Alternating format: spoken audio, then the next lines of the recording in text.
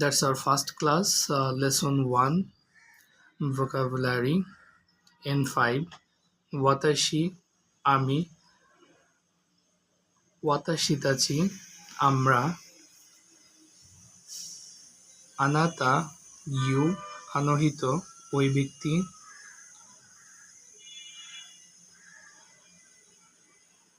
মিনাসান, যখন মেয়েদেরকে সম্বোধন করা হবে, সান, মিস্টার বা মিসেস, চান, যখন বাচ্চাদের সম্বোধন করা হবে তখন বাক্যের শেষে,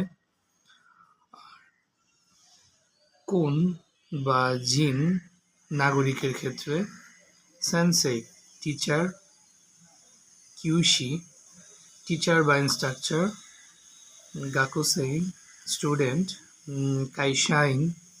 কোম্পানি, শাইন, কোম্পানির কর্মচারী, গিনকোইন, ব্যাংক কর্মকর্তা, ঈশা, ডক্টর, কেনকিউশা, রিসার্চার বা স্কলার, এর মানে হচ্ছে যারা রিসার্চ করে, ইঞ্জিনিয়ার মানে হচ্ছে ইঞ্জিনিয়ার, দাইগাকু, ইউনিভার্সিটি বা হচ্ছে আপনার বিশ্ববিদ্যালয়, বিওইন, হসপিটাল,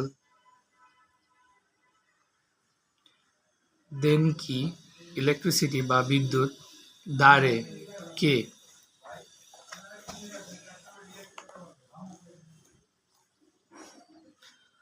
সান মানে হচ্ছে আপনার বয়স, নানসাই কত বছর বয়স প্রশ্ন করার ক্ষেত্রে,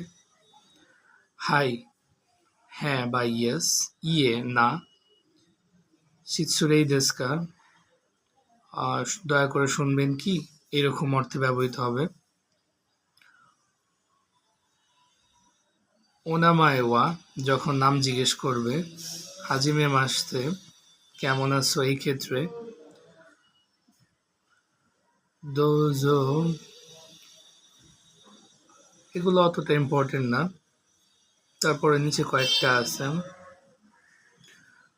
গোচিসো, গোচিরা ওয়া সানদেশ, এই ব্যক্তি যখন নির্দিষ্ট করা হবে তখন, কারা সামাশিতা মানে কোথা থেকে আসছে, আর নিচে কিছু দেশের নাম আছে, এগুলো দেখা যাবে।